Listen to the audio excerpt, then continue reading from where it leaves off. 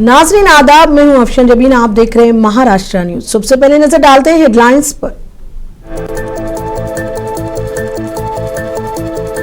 महाराष्ट्र में बल्दियाती इंतखाबात की तारीख का ऐलान। 2 दिसंबर को पोलिंग, 3 दिसंबर को होगी वोटों की गिनती।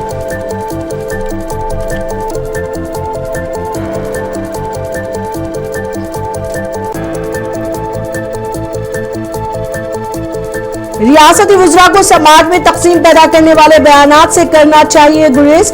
आशीष शेलार के बयान पर शरद पवार का रद्द-ए-अमल।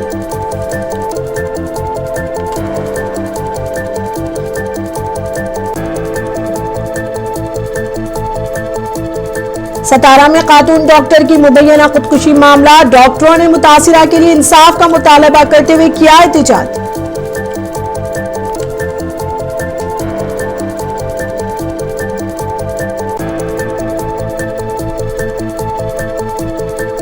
ICC cricket women's world cup जीतने पर ख्वातीन टीम की सिताइश। महाराष्ट्र काबीना ने मंजूर की करारदाद।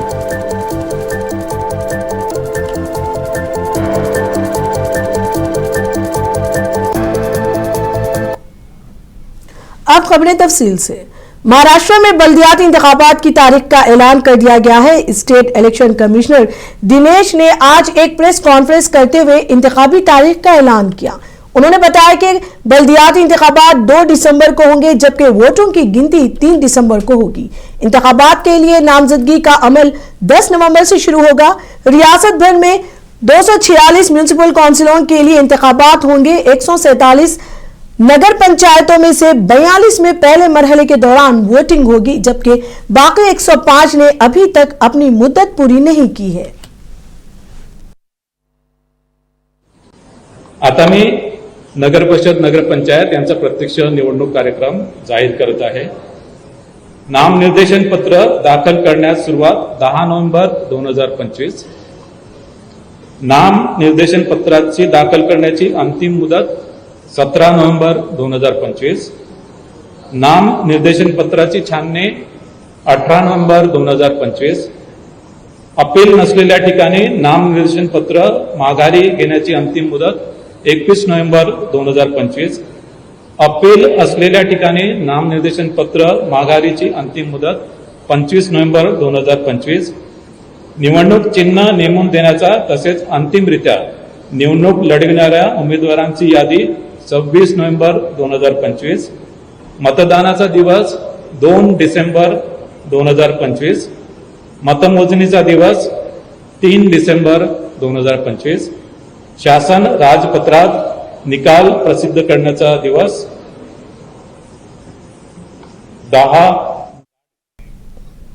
महाराष्ट्र में बल्दियाती इंतखाबात की तारीख का ऐलान कर दिया गया। इस मामले पर हम मजीद तफसीलात के लिए बात करते हैं मुंबई से हमारे नुमाइंदे अमजद से। अमजद, हेलो अमजद। बोलिए अमजद, इलेक्शन कमीशन ने बल्दियाती चुनाव की तारीख का ऐलान कर दिया है, इसकी तफसीलात क्या है? देखिए बता दूं 5 साल के बाद पूरे महाराष्ट्र के अंदर इलेक्शन जो है अब होने वाला है, क्योंकि 5 साल से महाराष्ट्र की बात कर ले तो महाराष्ट्र में नगर निगम, नगर पंचायत और बीएमसी के चुनाव नहीं हुए। कोविड के बाद से कोई भी कॉर्पोरेटर जो है, कोई भी नगर पंचायत परिषद का सदस्य जो है वो अपनी कुर्सी पे नहीं। अब बहुत सालों के बाद जो है यहाँ पर 5 सालों के बाद जो है महाराष्ट्र के अंदर चुनाव का तो ऐलान हो गया है, लेकिन चुनाव के ऐलान होते ही साथ उसके साथ ये भी हुआ है कि मुंबई और थाने का जो बीएमसी होता है, बीएमसी के चुनाव का ऐलान नहीं हुआ। हालांकि विपक्ष जो है अब देख रहा होगा कि इसके ऊपर क्या रिएक्शन देता है, लेकिन अगर मुंबई की बात करें तो मुंबई की खाली बीएमसी 70,000 करोड़ की बीएमसी है। हालांकि सुप्रीम कोर्ट का इलेक्शन कमीशन से जब ये सवाल पूछा गया तो उन्होंने साफ तौर पर जवाब दिया कि 31 जनवरी से पहले जो है तमाम जो चुनाव है सुप्रीम कोर्ट के आदेश के हिसाब से करा देने हैं। लेकिन हमने अभी नगर पंचायत और नगर परिषद के जो चुनाव है उसका ऐलान किया है, तो आने वाले वक्त के अंदर जो है बीएमसी चुनाव का भी जो ऐलान है वो किया जाएगा। लेकिन इन सवालों का जवाब नहीं दिया कि वो किस वजह से जो है इन्होंने बीएमसी चुनाव जो है वो रद्द किया या उसकी डेट आगे बढ़ाई है। हालांकि इसके अंदर ये चुनाव चुनाव के अंदर एक खास बात ये भी रहेगी कि इस चुनाव के अंदर ईवीएम मशीनों का इस्तेमाल होगा, वीवीपैट का इस्तेमाल नहीं होगा। हालांकि चुनाव आयोग ये साफ तौर पे कह रहा था कि इसके अंदर वीवीपैट अब की जो है इस्तेमाल नहीं होगा, इसकी जगह कोई ऐप जो है वो लॉन्च किया जाएगा। अब देखना ही होगा कि आने वाले वक्त के अंदर कौन सा ऐप जो है इलेक्शन कमीशन जो है वो लॉन्च करता है। और उसके साथ साथ विपक्ष जो है लगातार वोट चोरी के मुद्दे पे सरकार को और इलेक्शन कमीशन को घेरता हुआ नजर आ रहा था। हमने कुछ दिन पहले देखा कि वोट चोरी के मुद्दे पे राज ठाकरे, उद्धव ठाकरे, कांग्रेस और शरद पवार की एनसीपी, ये चारों ही पार्टियां जो है थी बीएमसी दफ्तर के नीचे जो है एक बड़ा मोर्चा जो है वो निकालती हुई नजर आई। और उसके अंदर राज ठाकरे ने तकरीबन 5 लाख से ज्यादा फर्जी वोटर का खुलासा भी करते हुए भी नजर आए।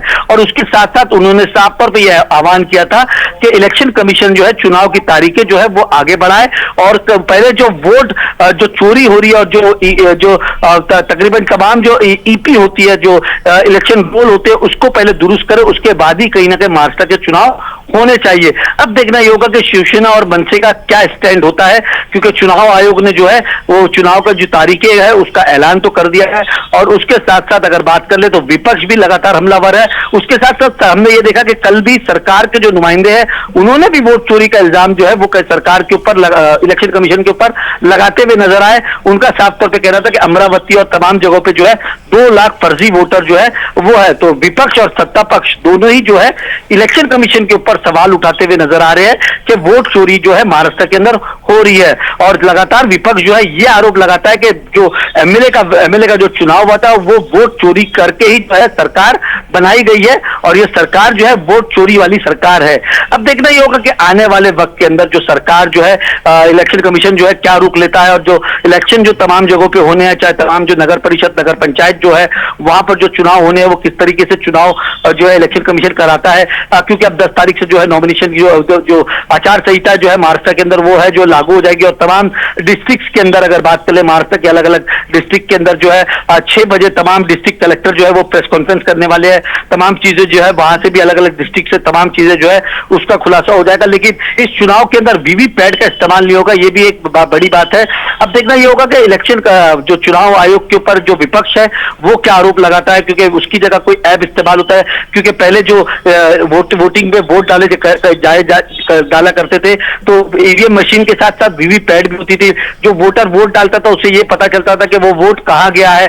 और लगातार ये सरकार इलेक्शन कमीशन के ऊपर ये आरोप भी लगता हुआ आ रहा है कि इलेक्शन कमीशन जो है वो लगातार धांधली होती है, क्योंकि धांधली होगी तो वो अगर रिकाउंटिंग के लिए भी तमाम जो वीवीपैट है उसके ऊपर गिनती होनी चाहिए। अब देखना ही होगा कि ईवीएम मशीन से जो चुनाव हो रहे हैं उसके ऊपर विपक्ष जो है क्या रुख अपनाता है। जी शुक्रिया अमजद आपका हमारे साथ तफसीलात बताने के लिए।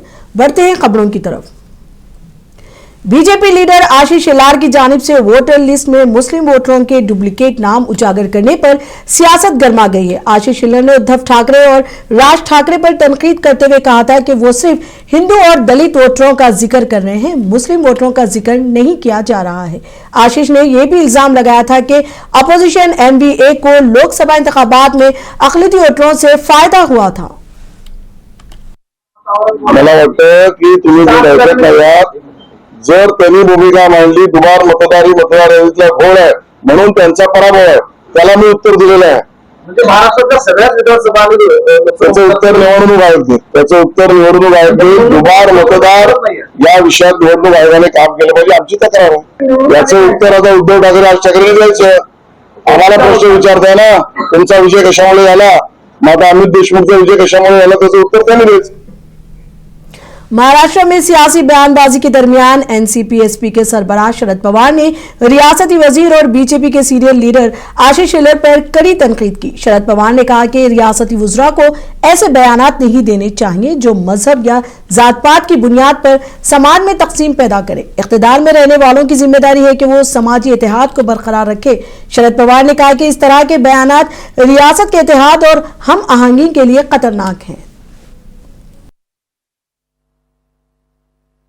राज्यात सामाजिक ऐक्य कसं राहील ही खबरदारी सगळ्यांनी घेतली पाहिजे आणि विशेषतः सरकारमध्ये जे आहे त्यांचं कर्तव्य याच्यात जास्त आहे। जर राज्य सरकारच्या मंत्री मंडळाचा एक सिनियर महाराष्ट्र के वजीर शंभूराज देसाई ने आशीष शेलर के बयान का दिफा किया है। उन्होंने कहा कि आशीष शेलर ने ये नहीं बताया कि वोट चोरी होती है, बल्कि ठाकरे का जो एक तरफा बयान था इसे उजागर किया है। आशीष शेलार जी के स्टेटमेंट का गलत अर्थ रोहित पवार जी ने निकाला है। आशीष शेलार साहब ने क्या कहा कि जो नाम राज ठाकरे साहब ने लिए, जो नाम राज ठाकरे साहब ने पढ़कर सुनाए मीटिंग में उनके, कि ये लोगों का दोबारा में twice thrice name voting list में आया है। और उसके बारे में राज ठाकरे साहब ने भी कहा और उद्धव ठाकरे साहब ने भी कहा कि इनको पीटो, इनको मारो और मारपीट करके बाद में उनको पुलिस के हवाले करो। तो जो नाम पढ़े राज ठाकरे साहब ने, उसमें एक दो नाम पाटिल सरनेम के थे, एक दो नाम भुईर सरनेम के थे।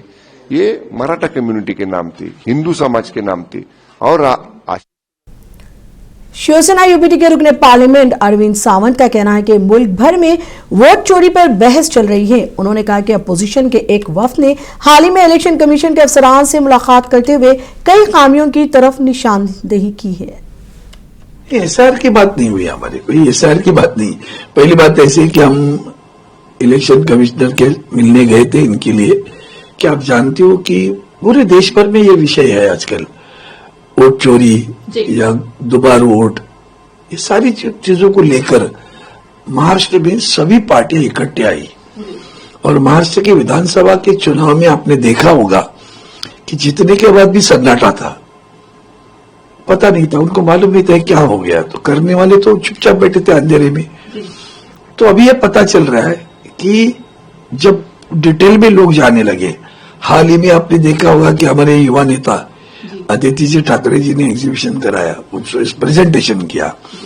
तो प्रेजेंटेशन जब किया तो उन्होंने बताया कि कैसे बोगस लोग, एक घसीटा हलवाई नाम की दुकान, जो दुकान ही वहां नहीं है, उसको ध्वस्त किया गया, बहुत पुरा।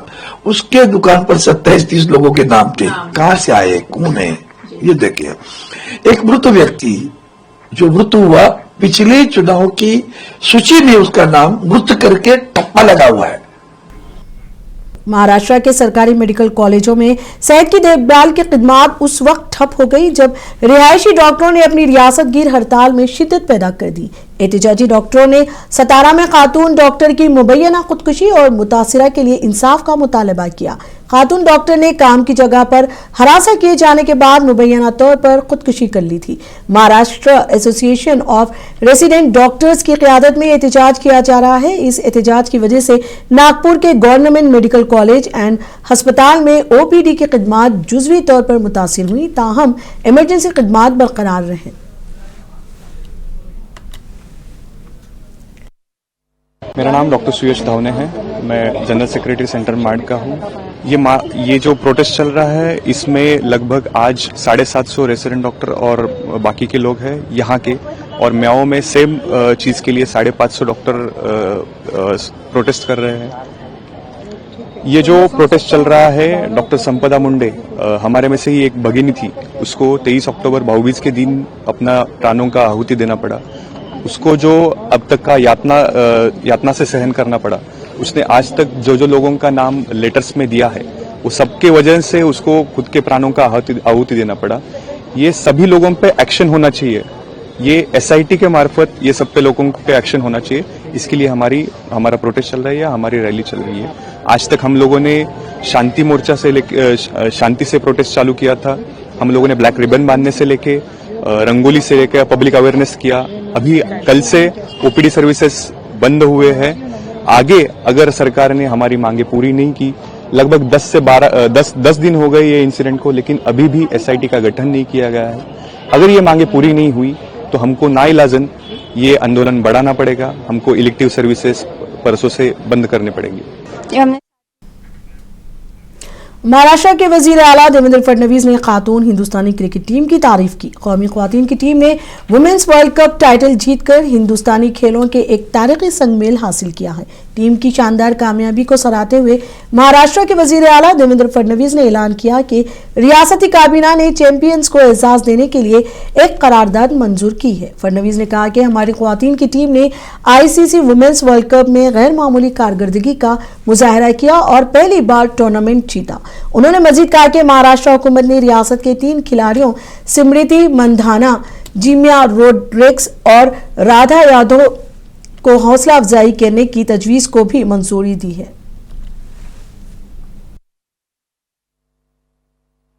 आईसीसी महिला वर्ल्ड कप में हमारी महिला टीम ने बहुत अच्छी वहां पर प्रदर्शन करते हुए और पहली बार विमेंस आईसीसी वर्ल्ड कप को जीता है और 25 साल तक 3 ही देश इस पर कब्जा जमाए हुए थे।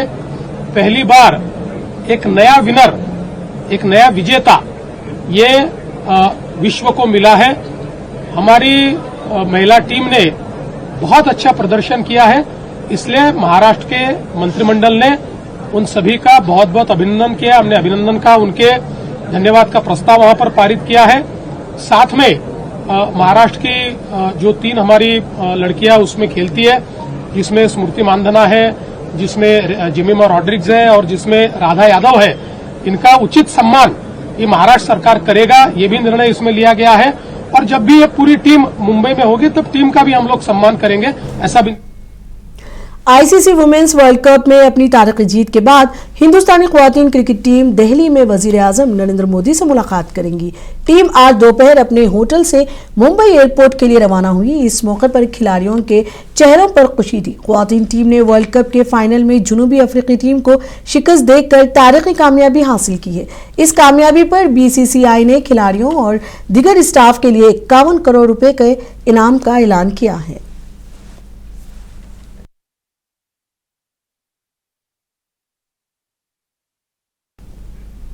जालना में जल्द ही एक उर्दू घर तामीर किया जाएगा और ये उर्दू घर उर्दू जुबान से मोहब्बत करने वालों के लिए अपनी मादरी जुबान के फरोग का मरकज बनेगा।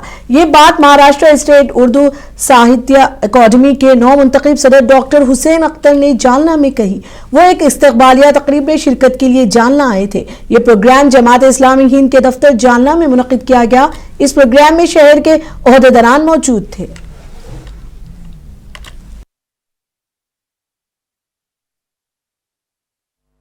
हुकूमत महाराष्ट्र ने उर्दू एकेडमी की जानिब से पिछले दिनों 50 साल तकरीब अमल में आई, जिसमें हुकूमत ने मुख्तलिफ अवार्ड टीचर हजरात या फिर और उर्दू अदब में काम करने वाले लोगों को अवार्ड दिया। 3 दिन का बड़ा प्रोग्राम हुआ, जिसमें सकाफती प्रोग्राम था, मुशायरे हुए, शब गज़ल हुई बहार उर्दू के नाम से, और मुशायरा हुआ, शब गज़ल हुआ, ड्रामा हुआ और मुख्तलिफ अलग अलग मौजू पे प्रोग्राम होते रहे। ये हुकूमत जो है बड़ी संजीदा है उर्दू के मामले में, कि मेरी नामजदगी होने के बाद ये महसूस हो रहा कि हमारी हुकूमत, ख़ासकर हमारे पार्टी के नायब वज़ीर आला जनाब अजीत पवार साहब ने इसमें ज़्यादा कोशिश की, क्योंकि माइनॉरिटी डिपार्टमेंट के वज़ीर जनाब कोकाटे साहब इसमें ख़ास करके तवज्जो दिए थे और उन्होंने ऐलान भी किया कि पूरे महाराष्ट्र में जहाँ जहाँ आपको ये लगे कि उर्दू की काम के सिलसिले में ज़रूरत हो, फंड्स की हो, हम लोग तैयार हैं। तो हम उनका ममनून मशकूर है कि उन्होंने जो है उर्दू के लिए एक अच्छा कदम उठाया है। उर्दू मोहब्बत की ज़बान है, महाराष्ट्र में किस तरह ये काम करेंगे मोहब्बत? आपको बता दूं कि उर्दू जो है प्यार और मोहब्बत की ज़बान है, एक कौमी यकजहती की ज़बान है। अगर किसी से मोहब्बत में अगर बात करनी है, किसी महबूब को अगर बात करनी है मोहब्बत में, तो वो उर्दू में ही बोली जा सकती है। तो मैं ये समझता हूँ कि दूसरी रियासतों के साथ, मुल्क के दूसरी रियासतों से बेहतर महाराष्ट्र में उर्दू का काम बेहतर हो रहा। मैं ये देखा कि पिछले दिनों में जब अवार्ड ऐलानात हुए, अवार्ड दिए गए, तो पूरे महाराष्ट्र के छोटे छोटे देहात के लोग, टीचर हजरात को, प्रोफेसर हजरात को अवार्ड से नवाजा गया। तो मैं ये समझता हूँ कि हुकूमत इस मामले में संजीदा है और आइंदा भी जो है वो उर्दू के सिलसिले में काम कर रही है। और जो भी महाराष्ट्र के छोटे छोटे अजला है वहाँ पर भी उर्दू का अच्छा काम हो रहा है। नांदेड़ जिले के तालुका दिगलूर में मुजवजा बल्दियाती इलेक्शन के ज़िम्न में मोंठा मैदान दिगलूर में बीजेपी की जानिब से साबिक चीफ मिनिस्टर व मौजूदा राज्यसभा रुकने अशोक राव चौहान की सदारत में अवामी रैली मुनक्किद की गई। इस मौके पर दिगलूर शहर के कई लोगों ने बीजेपी में शमूलियत इख्तियार की। रुकने असेंबली दिगलूर जितीश अंतापुरकर ने रैली से खिताब करते हुए अवाम से अपील की है कि इस बार दिगलूर म्यूनसिपल काउंसिल के लिए बीजेपी के उम्मीदवार को मुंतखब करके वजीर आला देवेंद्र फडणवीस के हाथ मजबूत कीजिए और दिगलूर शहर की हमाजहत तरक्की के लिए साथ देने की अपील की है। राज्यसभा एमपी डॉक्टर अजीत ने कहा कि दिगलूर की तरक्की के लिए बीजेपी हुकूमत कोशां है।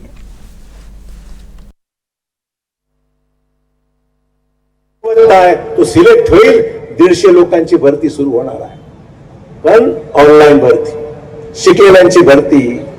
आता पैसे परत करायची वेळ आलेली आहे। लोक घरात लाईन उभे राहून आहे, साहेब आमचे परत द्या। लोक उभे राहून लाईनीमध्ये, साहेब पैसे परत द्या आमचे पैसे ऍडव्हान्स मध्ये गेले, आता परत किती मिळतात मला माहित नाही, ते बघा। आणि म्हणून मला एवढं सांगायचं आहे, पारदर्शक सरकार अशा पद्धतीने काम हाती घेतलेलं आहे। आणि म्हणून राज्याचे मुख्यमंत्र्यांचं मी अभिनंदन करतो, अजित पवारांचं मी अभिनंदन करतो आणि एकनाथ शिंदेचं अभिनंदन करतो। फाईलवर तिघांच्या सह्या आहेत, तिघांच्याही सह्या आहेत। अजित पवारांच्या नावाने जे गावामध्ये दुकानदारी चालवत आहेत ते अजित पवारांनी सांगितलं ते मी खपून घेणार नाही आणि तिन्ही ठिकाणी सह्या केल्या आणि पारदर्शक भरती झाली पाहिजे। हा निर्णय अजित पवारांचा सुद्धा आहे, हे मला मुद्दाम सांगितलं पाहिजे। नांदेड़ जिले के देगलूर डिवीजन में तामीर होने वाले इंटर स्टेट लैंडी मेजर प्रोजेक्ट के अधूरे तामीरी कामों को मुकम्मल करने का मुतालबा करते हुए शेख जैनुद्दीन पटेल साकिन राउंड गांव ने अपने गांव से सेक्रेटरीट मुंबई तक पैदल दौरा शुरू कर दिया है।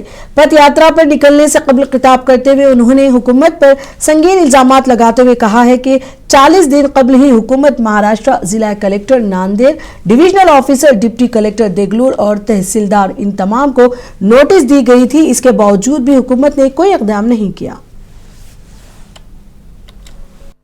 मग शासनानं या छोट्या छोट्या गोष्टी कळत असताना सुद्धा तो आमच्या प्रश्नांना मार्गी लावत नाही, याचे कारण तरी काय असावे, हे कारण मुख्य शोधण्यासाठी ते आज स्पष्ट आपल्या गावातून मंत्रालयापर्यंत जाणार आहेत। पण प्रशासनाला मी विनंती करतो की त्यांनी मंत्रालयाला तिथपर्यंत पायी चालण्याऐवजी त्यांना इथंच त्यांना त्यांच्या मागण्या ह्या। जलगांव के रुकने पार्लियामेंट समीता वाघ ने जलगांव एयरपोर्ट की तोसी के कामों का जायजा लिया। इस दौरान रुकने पार्लियामेंट ने कहा कि एयरपोर्ट में नई इमारत जदीद सहूलियात से लेस रहेंगी। उन्होंने इस उम्मीद का इजहार किया है 1 साल के अंदर तोसी काम मुकम्मल हो जाएंगे। जलगांव एयरपोर्ट आने वाले दिनों में एक बड़ा ऐतिहासिक एयरपोर्ट हो जाए, ये हमारे यहाँ के जो लोग हैं उनके लिए सुविधा बन सके, इसके लिए मैंने करीबन 1.5 साल से प्रयास किया था। मुझे यहाँ पे हर्ष होता है बताने में कि यहाँ पे जो बिल्डिंग है वो हमारी बहुत छोटी बिल्डिंग थी, हम बड़ी कर रहे हैं। यहाँ पर जो प्रवासी हमारे जो आते हैं यहाँ पर उनको सब सुविधा मिल जाए। छोटे बच्चों के लिए कोई कक्ष होना चाहिए, आरोग्य की सुविधा होनी चाहिए, कुछ मॉल होना चाहिए, यहाँ पे खाने की सुविधा होनी चाहिए, सब बात। महाराष्ट्र में बल्दियाती इंतखाबात का जल्द ऐलान होने की उम्मीद है और इसी तनाज़ुर में इलाकाई मसाइल पर सियासतदानों की बयानबाजी तेज हो गई है। हिंदी मराठी तनाज़े के दरमियान एकनाथ शिंदे ग्रुप के एमएलए प्रकाश सर्वे का एक बयान सामने आया है। वो एक मराठी कहावत का इस्तेमाल करते हुए हिंदी मराठी जुबान के मामले पर उलझ गए। इस प्रकाश के इस बयान पर अपोजिशन ने उन्हें सख्त तनकीद का निशाना बनाया।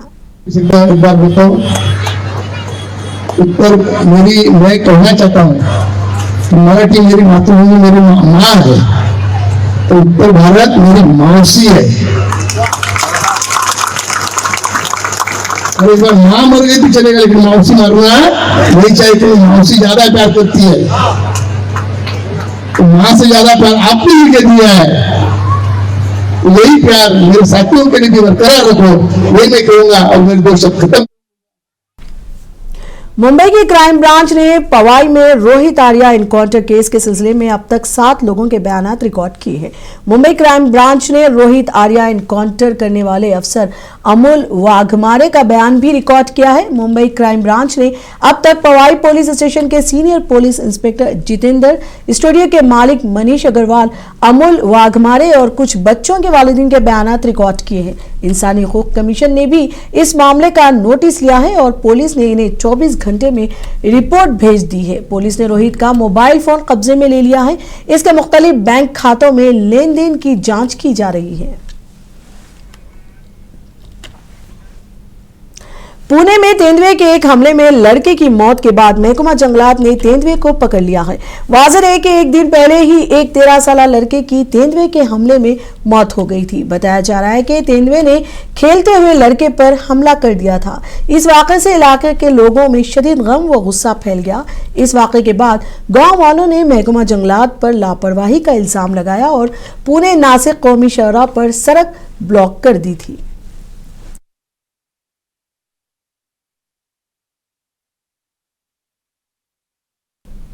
महाराष्ट्र न्यूज में अब तक के लिए इतना ही। मुझे दीजिए इजाजत। आदाब।